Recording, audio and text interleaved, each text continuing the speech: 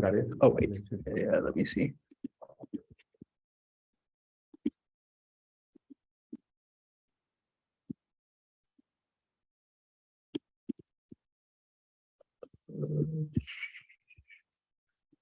See if someone breaks out. Yeah. I'm trying to go to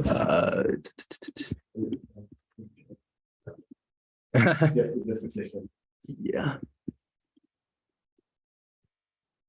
Can you move mouse to here? I think we can move it. Yeah. Right? Yeah, no. I think it's like within the Zoom, but I can't get it. Nope. No.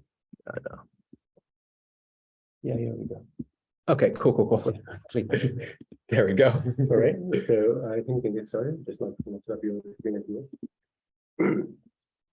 All right, so it's a great pleasure today to introduce Hans Hanley, who is a PhD candidate in computer science at Stanford, working with Zeker and researching empirical security. Hans obtained his undergrad degree from Stanford, from Princeton in electrical engineering, followed by a master's from Oxford.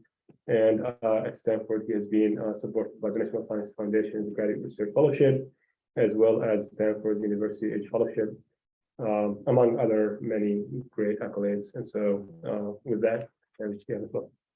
Yeah, glad to be giving this talk. Thank you for inviting me or allowing me to be here.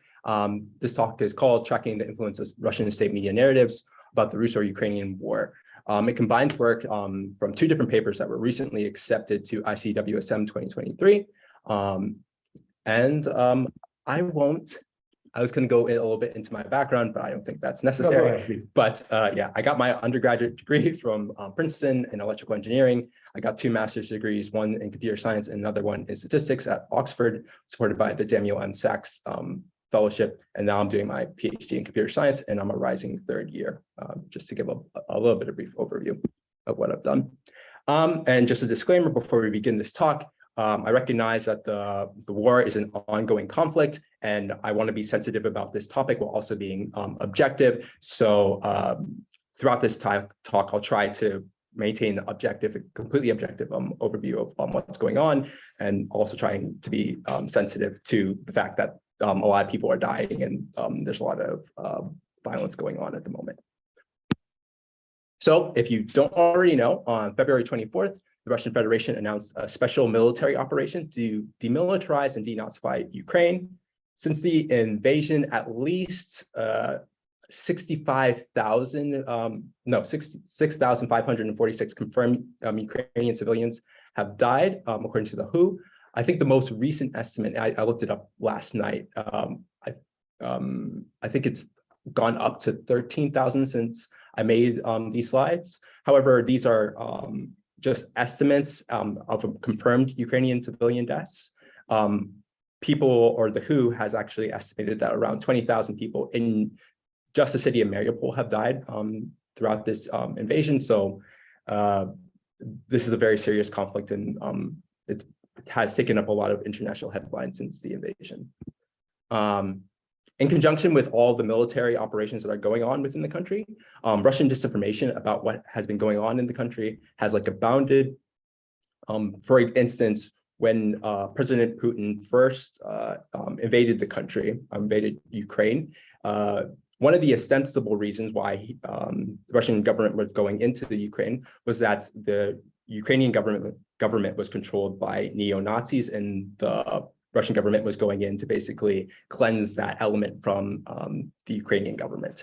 Also, another reason was that the US was secretly developing biological weapons within Ukraine. Both of these narratives have been debunked or have been tried to be debunked thoroughly by the US State Department, and also by various news sources, including the New York Times, Washington Post. So we can at least say, at least for these 2 narratives, that they're disinformation, or a disinformation campaign being perpetrated by the Russian government. Also, throughout this talk, if you have any questions, please stop me and I'll try to explain. And in response to all this disinformation, a lot of Western companies and a lot of Western governments have taken a very proactive response. So on March 1st, the social media company Reddit quarantined the r/Russia subreddit due to the amount of disinformation present within it. Twitter has labeled a bunch of different accounts as belonging to the Russian government or Russian media organizations, just to allow users to be able to figure out whether an account is being sponsored or state-sponsored by the Russian government. Telegram has actually banned a lot of the Russian news outlets. So if you go on your Telegram app and then you try to look up, say, like RT, it'll actually say, if you're in the US or in the EU, that you can't actually view the messages because Telegram says that the RT has broken local laws. And also RT and Sputnik News was banned throughout the EU and the UK.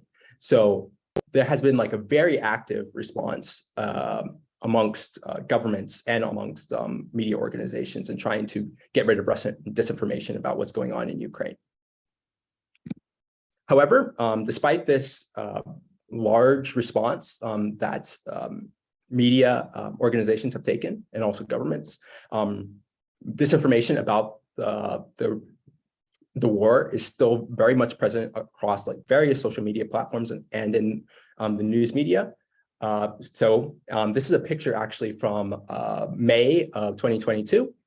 It shows ostensibly a woman giving like a celebratory piano performance about people coming in and liberating the city of Mariupol after the Russians arrived.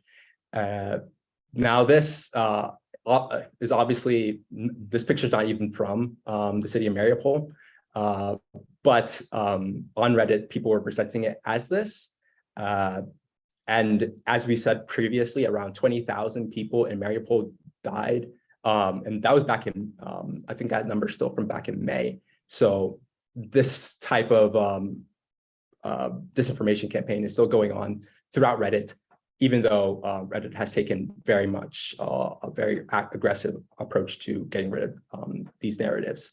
So in this work, we wanted to understand how can we automatically identify what disinformation narratives or what actually state-sponsored narratives are occurring online. How can we identify these narratives and then track them across different platforms, not just like on Reddit, but across the internet generally? And how do we discover what are the most prominent narratives and who is actually sharing it? So we wanted to do this all automatically and create a way for reporters and also for computer scientists and whoever to be able to automatically get all these narratives and then track them across different parts of the internet. So we propose happenstance. Happenstance is basically a way for us to gather a set of articles and a set of like of information about Ukraine from a list of Russian disinformation websites, and then track those narratives that are presented in those articles and track them across like the entire internet. And we do a case study here on Reddit. It uses a sentence-based topic analysis methodology to identify the most prominent narratives being pushed by Russian disinformation websites. And then it utilizes semantic search to identify cross-platform Reddit comments that conform to those narratives. Wait, I don't think I'm in the right slideshow. So actually, I think I'm in the wrong slideshow. So give me 1 second. Because I think, yeah, I changed one thing about this. And so let me just. So sorry, but okay.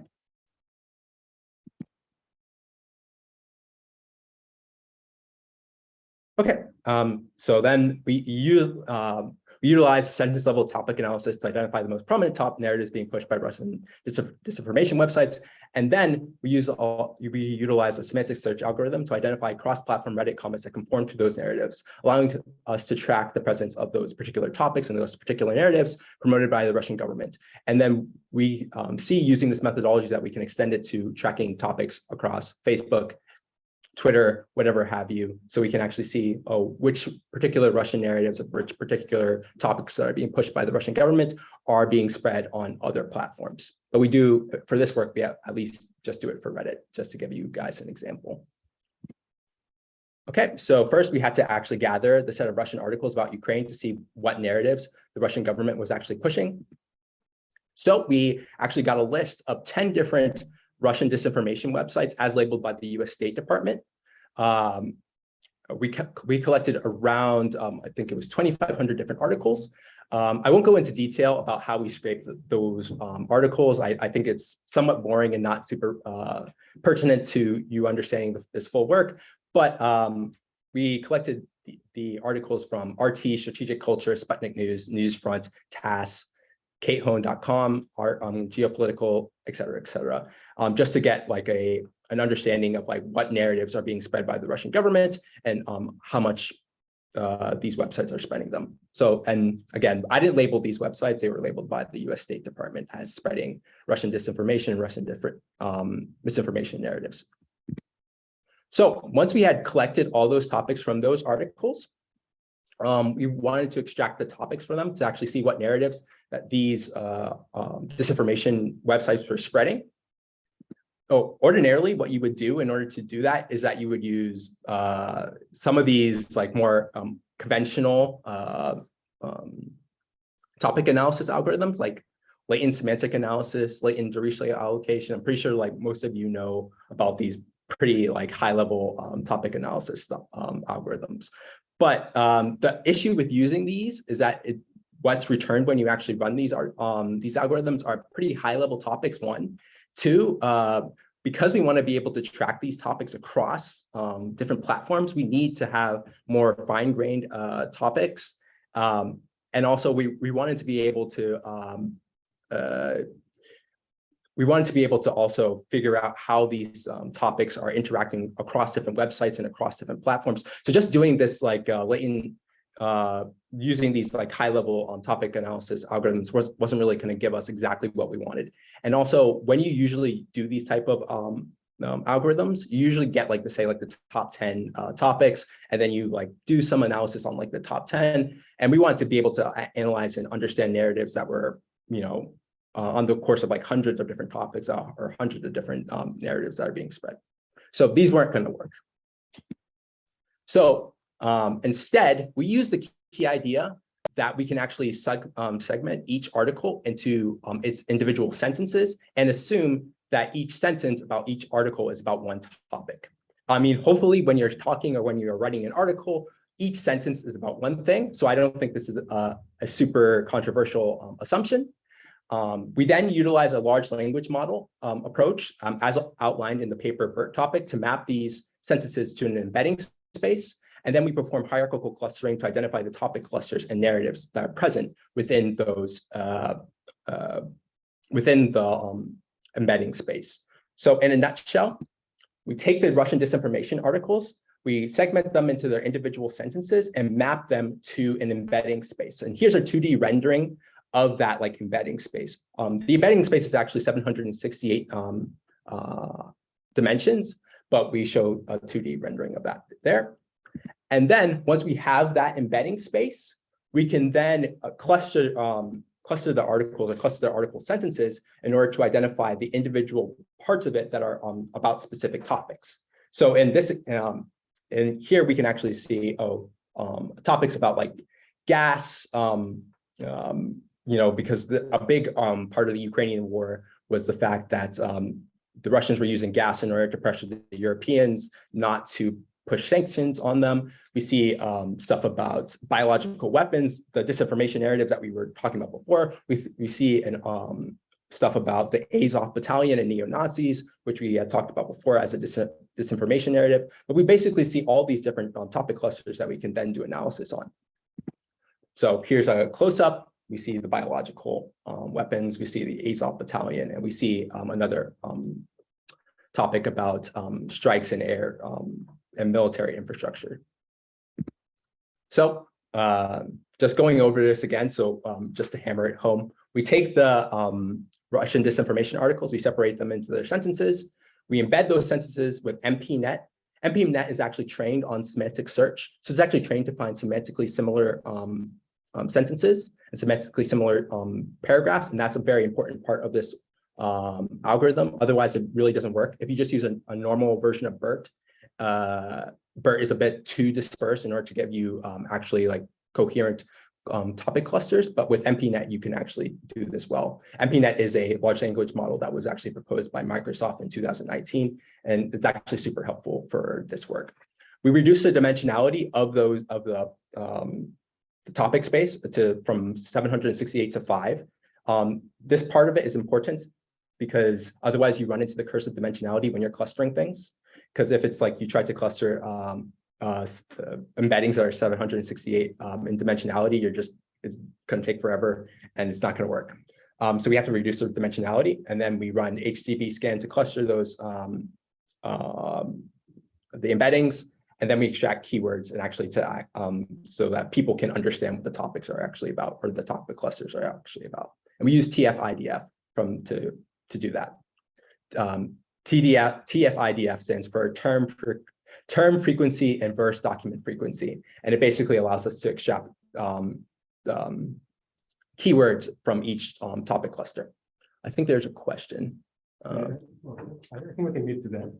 If you want, we can get to that right now. Yeah. I want to be able to. So Gary's question: is the training and sentence analysis done on the Russian originals, or are the original sentences in English, or is the analysis done on a translation? Oh, it's done. So for the articles or the websites that we use, they're all in English. Okay. So we focus on the English one. We are actually right now working on a separate work that's doing this in multi-languages, using the messages that are being sent over Telegram in addition to articles, but that's not for this work. It's a bit more complicated when you do it in multiple languages, but regardless. Yeah, I have a question. So the sentences are like all the articles are combined and then separated each sentences. So it's like a big corpus. Just Yeah, exactly. Okay. I mean, like we don't put them all together like that, but like it's like each sentence from each article is like a separate thing, and each of those we think about as being about one topic.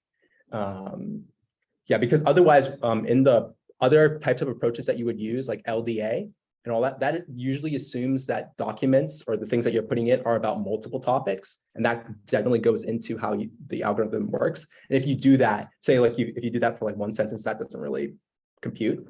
If you do it for an entire document, you usually get these large, somewhat gangly is the wrong word, but like very amorphous topics, and it's not super helpful. And when you do that type of analysis, again, like in most works, you only examine the top like 10 topics because those are the only things that are like super coherent. And we wanted to be able to track a lot of different topics across time. And so this wasn't. The question I had for the choice of the sentence level analysis is in general, there's the word level analysis, there's document level analysis, and you're choosing sentence level. But sentence itself is one choice among multiple. Yes, yeah. Segment, like why did you go to a sentence? So and we do this in particular for sentences because we wanted later on to be able to map the Reddit comments to those documents. And because Reddit comments are usually sentences, in order to like semantically have them be mapped very particularly to those same documents, we needed to have them as sentences.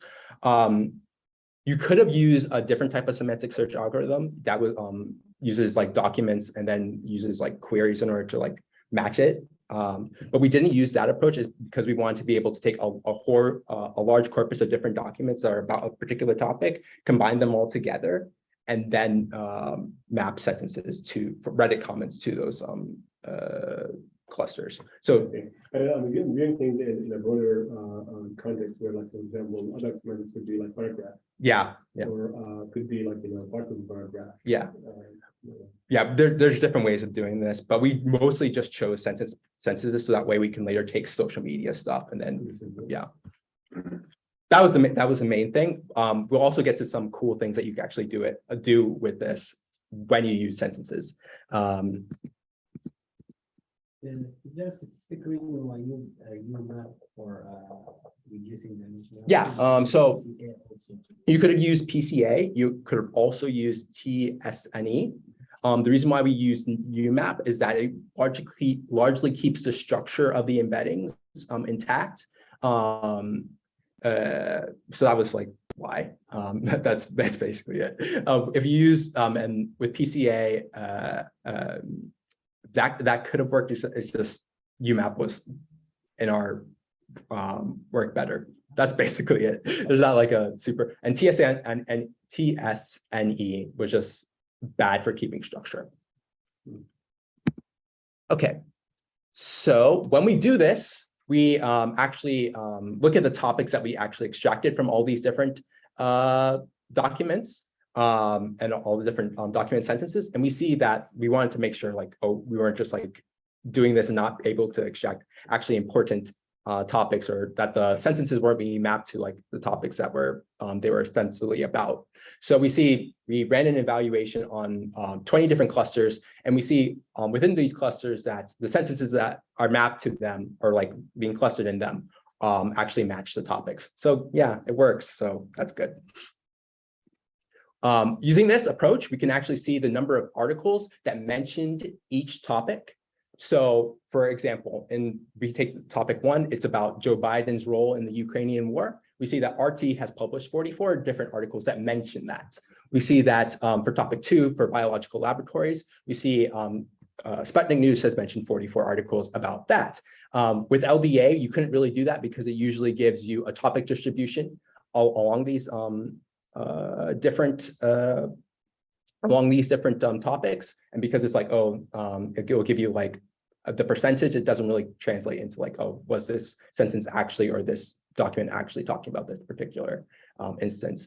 And again, if we had used paragraphs, we wouldn't, some of this would have been lost. But with this, we can get actually more fine-grained ideas of like which articles mention specific topics. We can also do an analysis of which website mentioned which topic first, or which website originated in a topic. So we find, using this analysis, that websites that try to originate a topic or start some new narrative about the war, they actually publish more articles about that particular topic. So when a website is responsible for originating a topic, they actually push it more in reference to other websites that don't originate the topic. We also do a ton of other analysis about like how topics spread amongst these different sites and which sites are the most important within this ecosystem. But I'll skip over that for this talk, and you can read it in the paper. The paper is online as a preprint. Its final version won't be published until June of next year, so you can look it up online. Okay, so now that we've gotten through that, we saw that we could actually get topics about these individual articles.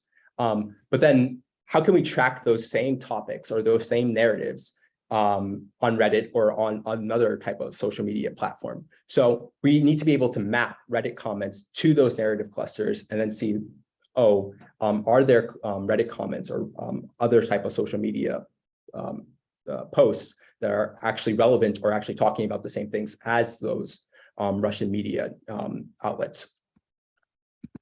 So we mapped 53,000 different Reddit comments from r/Russia to the same embedding space as our article sentences. And then we assigned the Reddit comment to the topic cluster that is most similar to it, essentially just semantic search.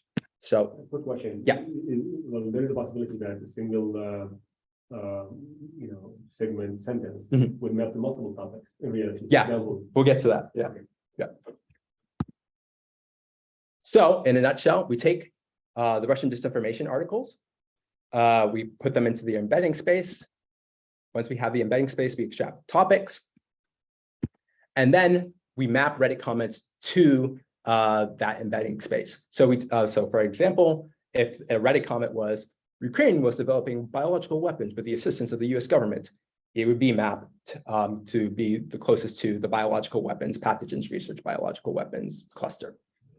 Obviously, there's an issue, like if a comment is always assigned to the most similar cluster, this could end up with a comment not being similar at all to the cluster that it's assigned to.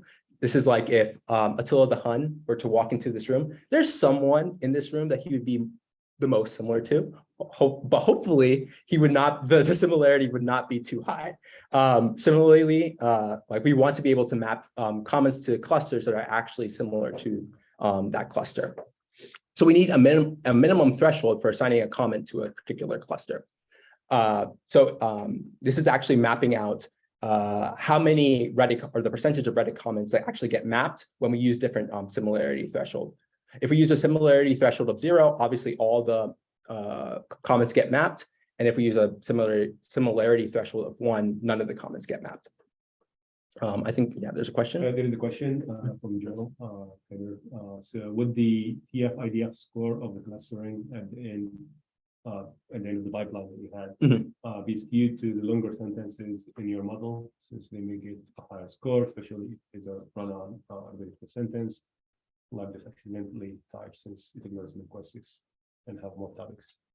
So the question is, Bias in the scores. would the TF-IDF like bias it towards longer sentences? Well, in our analysis, we only consider sentences that are longer than 3 words and less than 20 words. That's mostly because of the amount of like top tokens that actually MPNet actually takes, but that's also for that reason. But because yeah, it would. But yeah. But in any case, we need a threshold to choose to make sure that we don't assign a comment to a non-similar cluster. So as an example, so you can get sort of a feel of what like these thresholds actually mean. In the first example, we have 2 sentences that are actually from the Russian disinformation site geopolitica.ru. The first sentence is, has humanity really, with fewer and fewer exceptions, fallen into complete darkness of hedonism, conformism, moral and spiritual blindness? And the second sentence is, how is it possible that as a planetary collective, as a humanity as a whole, we have not seen for a moment the greatest deception of all time, that by our inaction we agree to be complicit in our own destruction, moral, spiritual, intellectual, and at the end, physical. So those 2 sentences have like a similarity of 0.8. They're sort of the same. Alternatively, we see, again, the same sentence from the last one. And then also, why is Joe Biden forcing Russia to invade Ukraine? And that has a similarity of 0.05. So we see what sentences look like when they're somewhat sort of similar and then when they're not. So we map all the Reddit comments to the clusters, and then we perform analysis at like different thresholds to actually see, are Reddit comments actually being mapped to the appropriate clusters? And at a similarity of 0.6, we get an overall precision of 98.2. Obviously, we can't have like perfect recall because as we increase the similarity threshold, our recall goes down. But if we actually want to be able to specifically track these particular narratives, we want to have like a very high precision. So we end up choosing a threshold of 0.6. Also at 0.6, we never see a cluster precision go down below 70%. And we have an overall precision of 98% across like 25 different clusters that we analyzed. Follow-up question from Gary Levins. Does the similarity of comments to narrative allow you to identify bots in Reddit? Yes. Yeah. Do you have any results on that? Yes. All right. Yeah, we do. We do have some results. So here we go. So this is like the amount of Reddit comments that actually got mapped to clusters, or we're actually talking about topics that the Russian government was pushing on r/Russia. So as we see, like starting in January of this year, none of the comments were really about topics that the Russian government was pushing. But then as time went on, it increased. And then right when Russia invaded Ukraine, the government, or like, sorry, our Reddit actually started taking a very proactive attempt to limit the amount of Russian disinformation.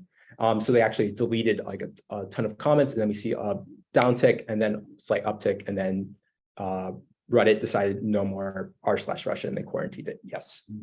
If you were to map out the amount of articles that you collected onto this time frame, would it be even across this time frame? So like, are you saying, is it like, or do they all come from like the same, is it like the same amount of like Russia Today, same amount of like Sputnik? The articles that you pulled, well, if you were to map this out, would it just be even across the time period, or would they be also focused in the same, would they also go across the same line? So I do have another graph.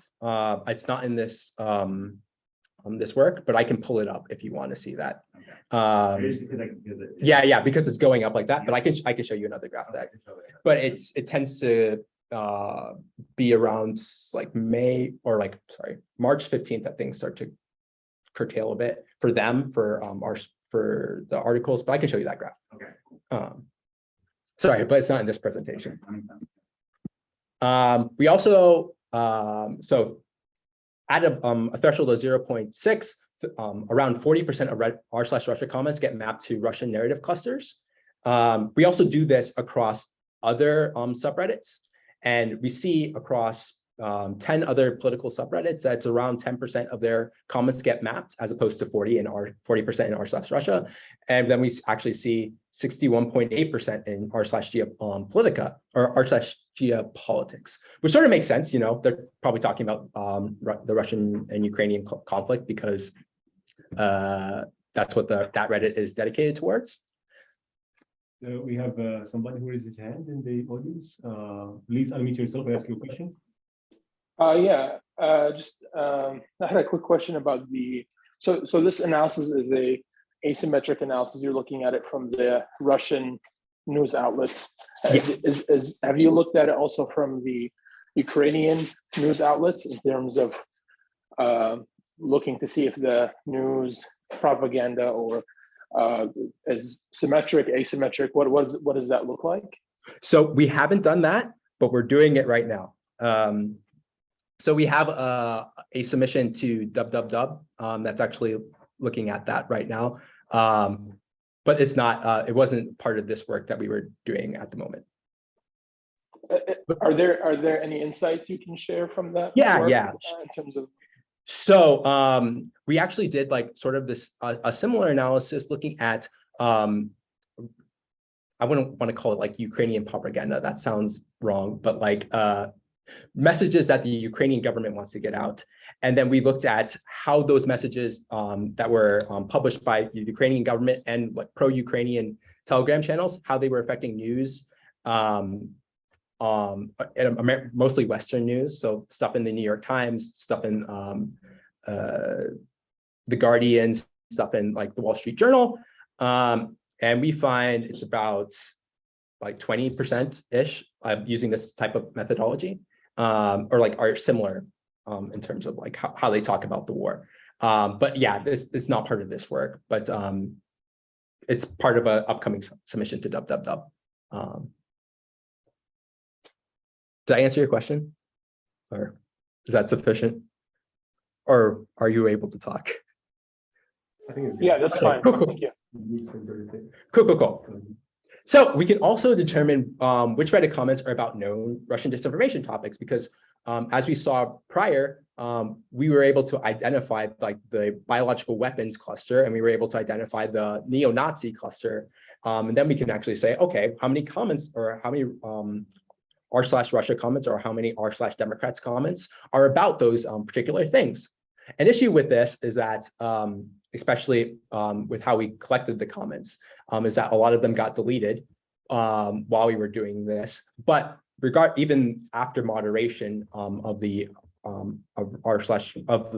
subreddits, we still see that a good amount of those topics or a good amount of those comments were about Russian disinformation topics, with r/politics having the most at 1,100 comments about the Ukrainian biological laboratories and 262 about Ukrainian Nazis. So in conclusion, we can identify the major narratives being touted by the Russian disinformation websites. We can then determine how these narratives are being spread, and we can we don't specifically identify the users that are spreading these narratives, but we can.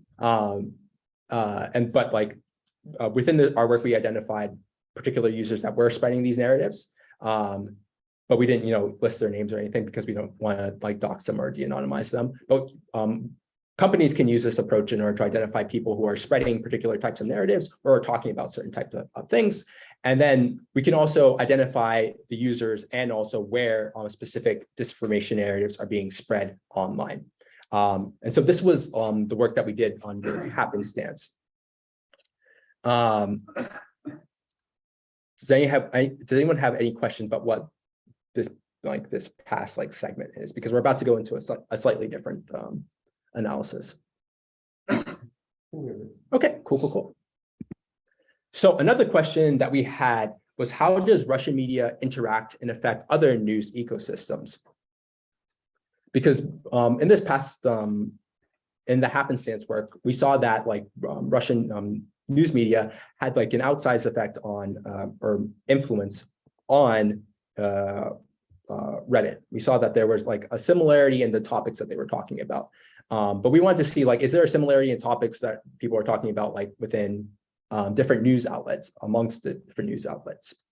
So we compared the coverage of the Russo-Ukrainian war on Russian, Chinese, and Western news outlets to see, were they talking about the same things, or what different things were they talking about? For this one, we wanted more high-level topics because we didn't want to go into the weeds, so we didn't use the happenstance approach. Instead, we used a thing called PLDA, and we'll get into that. But we gathered a set of articles about Ukraine from Russian, Chinese, and Western websites. Again, these are all in English.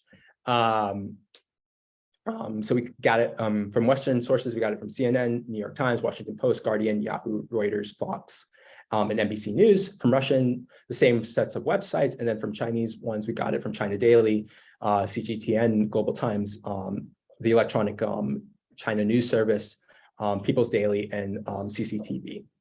And the reason why we chose the Russian and the Chinese one, again, they were labeled by the US State Department as being Russian and Chinese outlets. So we used partially labeled Dirichlet allocation in order to get high-level topics and to then see like what were these different outlets talking about from the beginning of, I think it was from the beginning of the invasion of Ukraine to April 15th.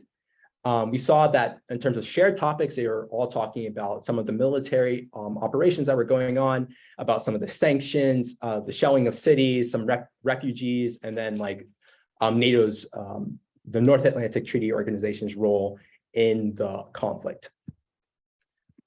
In terms of like discriminating topics or things that particular ecosystems were talking about, we saw that the Western ones were more concerned about day-to-day military operations and also some humanitarian aspects of the war. The Russian ones were more concerned about some of the reasons why the Russian government had actually invaded Ukraine. So we see references to the biological laboratories, neo-Nazis, also the fact that the Bucha massacre, which was a mass grave that was found in Ukraine, was ostensibly a lie and faked and staged, and also references to like the Donbass region. In the Chinese ecosystem, we actually see we see an actual emphasis on diplomacy and the economic fallout of the war. So they're less concerned with the day-to-day military operations and more concerned about what are the implications of the war for China and for the world at large.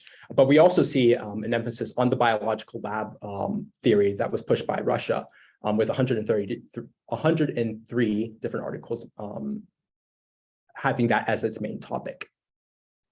So we actually saw that there's a lot of, while doing this initial analysis using PLDA, we saw that there was a lot of Russian disinformation present within the Chinese news ecosystem.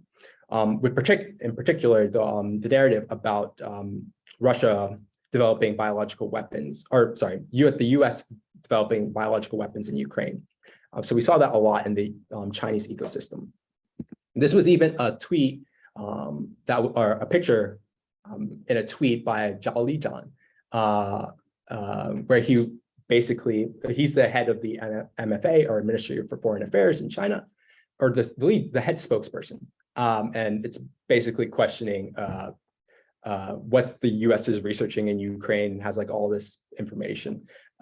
Even though the US doesn't, the US has biolabs throughout the world, but and none of them are exactly for weapons in particular. But yeah, so this particular narrative actually found a lot of traction within Chinese ecosystems. So we saw the repeated usage of Russian disinformation narratives within Chinese news articles. So we wanted to see like how have Russian narratives affected the Chinese coverage.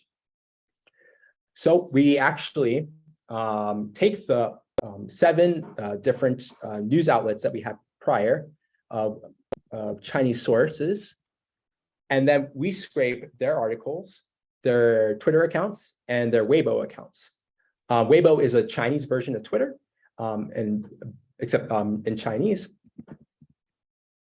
And then we see that since the Russian invasion of Ukraine, and actually a little bit before that, all these different sources started to really cite and use as news sources Russian outlets. So this includes RT, TASS, Sputnik News, and RIA Novosti.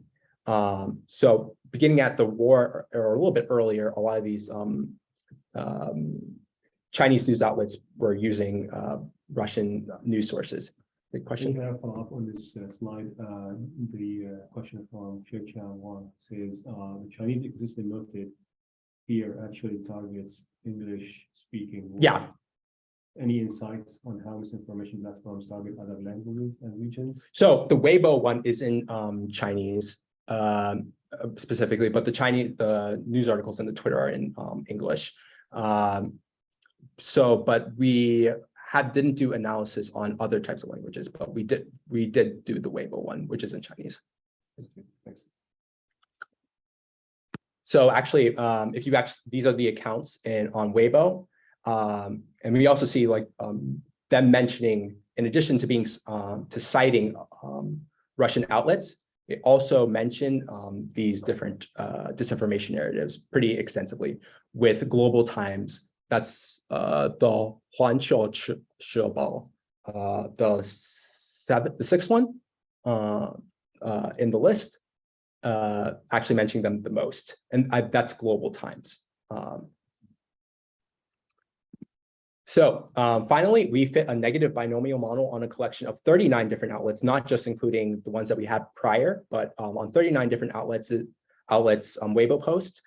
And we find that the more that they use Russian sources, the more likely that they are to post Russian disinformation, or specifically the Russian disinformation narratives that we targeted. So that includes Ukrainian Nazis and Ukrainian biological weapons, or US-funded Ukrainian biological weapons.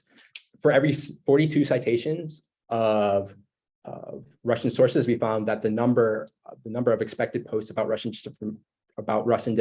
disinformation doubles. So as the more that they use Russian sources, and increasingly these news sources are using Russian sources, they're posting more Russian disinformation. And this was based off the second paper. There's a lot more results. We did a lot more analysis within this paper, including sentiment analysis, analysis of the particular or characteristic words within these different ecosystems, and then also additional analysis of the Weibo ecosystem. But in conclusion, we find that we could utilize PLDA among other NLP techniques to characterize different news ecosystems and find out what are particular news organizations are talking about or ecosystems are talking about, and we can get a high level idea of the different narratives that are being spread there. We see that since the beginning of February, Chinese news outlets have increasingly utilized Russian news sources or news outlets as sources, and that prior to that, they didn't really use them at all. And that the use of Russian news sources by Chinese outlets is correlated with the publication of Russian disinformation. So that's basically the gist of the second paper. Okay, and then we have time for questions. Thank you, sir. Yeah. Yeah. Yeah, really cool presentation, really cool work. So quickly done. After, it's so rare that academic work is like. Yeah, no, like March and like to May were not fun because it's just like, oh, yeah, no, so like really proud that I'm getting all this done. Cool. So I have a bunch of questions, mainly because I'm actually working on a project very similar to you. So,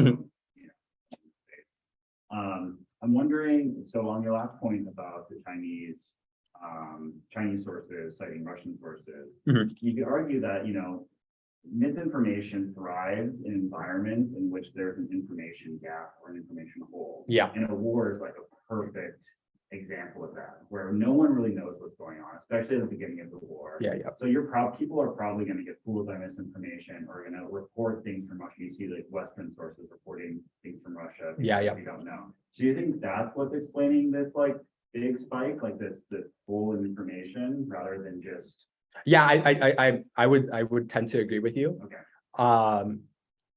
Especially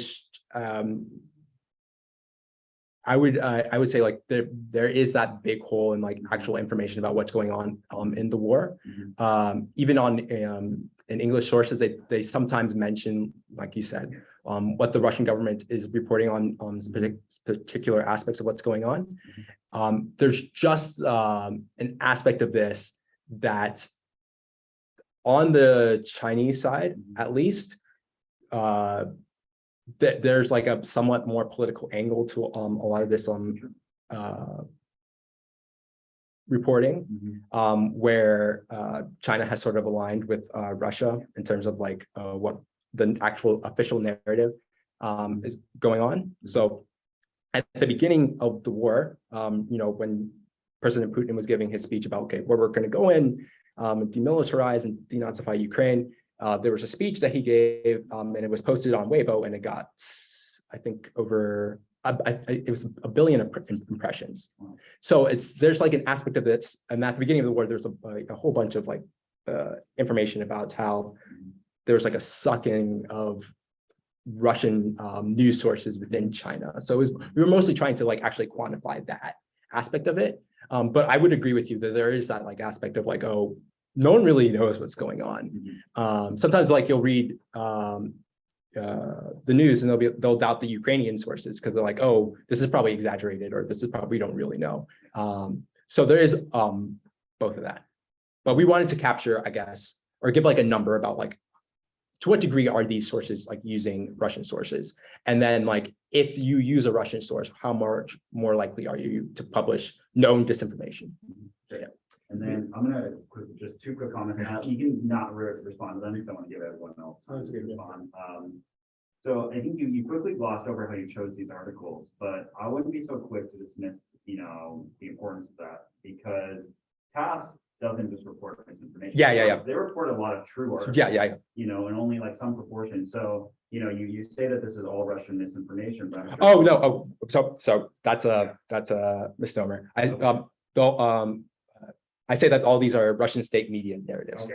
Yeah. So yeah, no. So sometimes you switch between saying yeah. So these are all Russian state media narratives. right. The only 2 things that I would label as disinformation or misinformation are the 2 instances.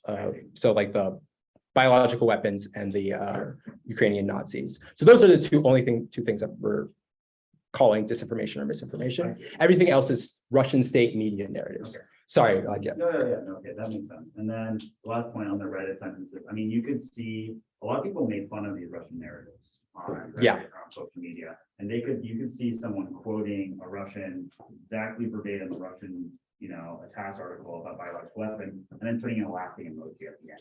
Yeah. Would you be able, do you think your model captures that and pulls So- that out, or do you think that? Specifically in this work, which is why we named it happenstance, Yeah. was that we wanted to see like what's the penetration of these narratives within these different spaces.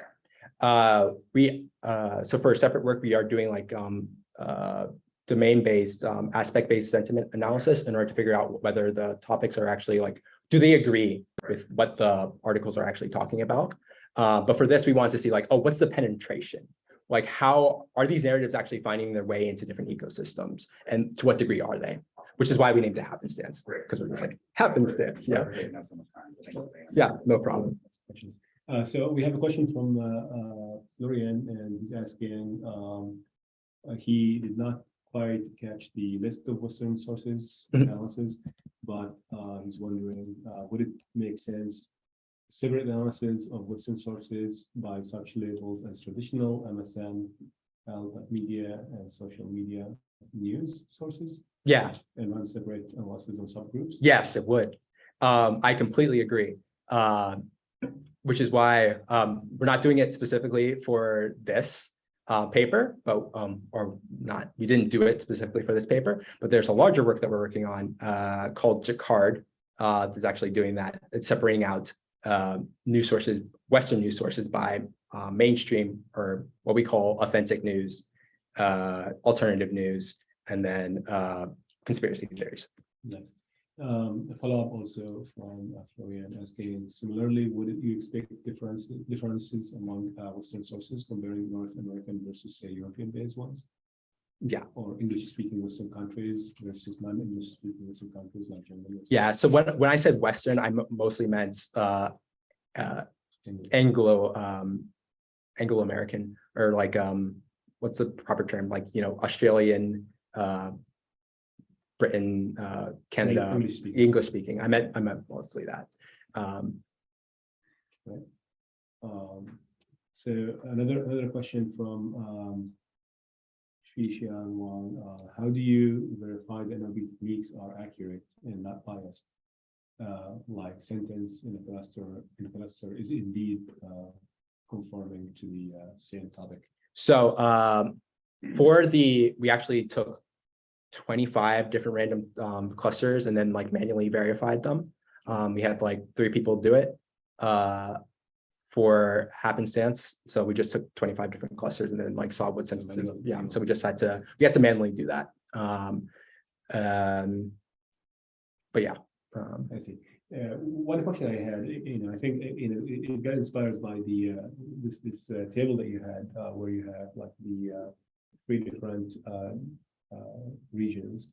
What would be the challenge of, say, for example, tracing a given piece of misinformation across different platforms? And here we have like three localities, but imagine you have like the multilingual aspect and the multiple number of sites and whatnot. So linguistic tracing, not necessarily like entity-based tracing, is identifiable. Do you see that is an idea that has potential? Yes. So what is the challenge there? Yes.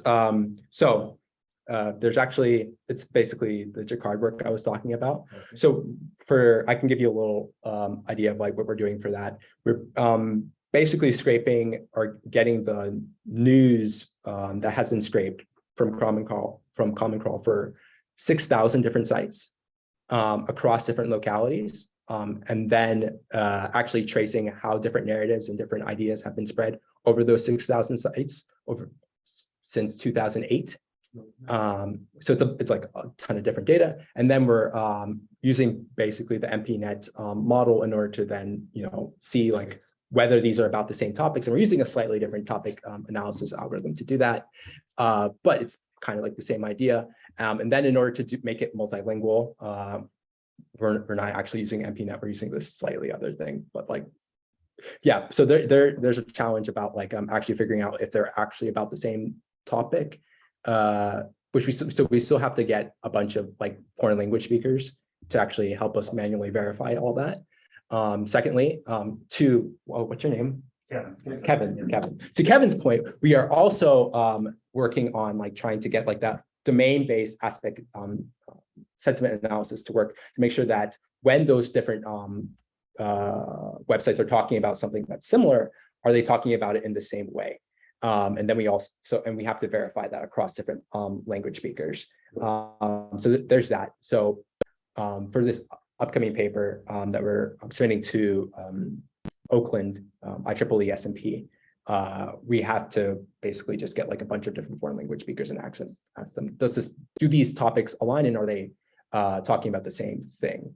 So there's a pipeline that we have created where we basically use sort of what happenstance, except with a different model, to then cluster all these different things over time. And the clustering again is also a bit different because we can't, using hierarchical clustering across like millions of documents doesn't really work. So it's a bit of a streaming clustering process, but there's a bunch of different technical things that we have to iron out, and then also get like people to actually say, oh, does this make sense to you? In our lab, I think we focus mostly on English and Chinese because that's what we have access to. Any other questions from the audience online or here? Yeah. Yeah, I have a simple question. I mean, you said the Russian news impact the Chinese news, right? Mhm. So how about US news? Oh, how does it, oh yeah, so we didn't do that for you this approach didn't do it? because we were mostly concerned about like the Russian disinformation narratives Okay. and then labeling things from the US as like as like disinformation was somewhat more difficult or more politically controversial, as opposed to labeling like Russian disinformation was like easier to do. Okay. But to that point, these same sources like Global China Daily and like Global Times, they do reference Reuters, AP News, and the New York Times a lot. Okay. So they do. It's just that for these particular sources, the Chinese ones had like a big uptick in how they were using the Russian ones, starting with, at the beginning of the Russian invasion, while these Chinese sources, they've just always sort of used AP News, Reuters, and the New York Times, just like generally, and there was not a corresponding uptick, and then also labeling US or like Western stuff as disinformation was more politically, or it's not like what I can do by myself as like a computer scientist. I would need someone else to help, as opposed to like those Russian disinformation narratives. It's just like, yeah, it's easy to say like, yeah, this is disinformation. I can take a backseat. Okay, thank you. Yeah. Any other questions from here? I have a question. Yeah. For your sentiment analysis, did you just focus primarily on Reddit, or have you focused on any other apps? So the things that we're actually scraping or working on, we're doing Reddit, Twitter, not Facebook, because Facebook could potentially sue us for scraping them, like they do with the NYU people. So we're not suing them. Telegram, and then we were trying to do public WhatsApp groups, but then we have to wait for our IRB to say yes or no. But those three apps in particular, that we're doing, because they are more open with their data. Facebook is just like a horrible to work with. Well, that's it. Thank you. Thank you very much, Hans. Thanks again. Thank you everyone online and for this talk. And we will meet for another talk shortly. Both of these papers, special operations should be online later this week, but happenstance is online right now. Right. Thank you. It's just on the Thank you. website.